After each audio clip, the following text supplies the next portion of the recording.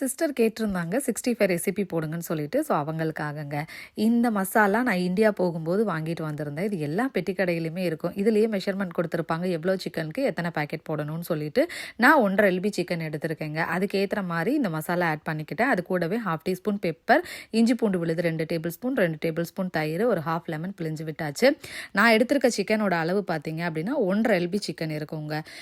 இதெல்லாம் போட்டுட்டு தேவையான அளவு உப்பு சேர்த்துக்கோங்க. உங்களுக்கு இன்னும் காரம் தூக்கலாக வேணும்னா நீங்கள் காரப்பொடி எக்ஸ்ட்ரா கூட ஆட் பண்ணிக்கலாம். மிளகாய்த்தூள் கலந்துட்டு ஒரு 1.5 மணி நேரம் ஊற வச்சுருங்க.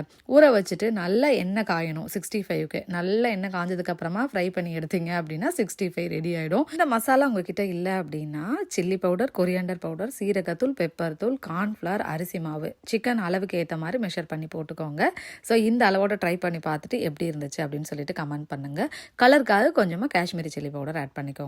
நெக்ஸ்ட் ஒரு ஷார்ட்ஸில் பார்க்கலாம்.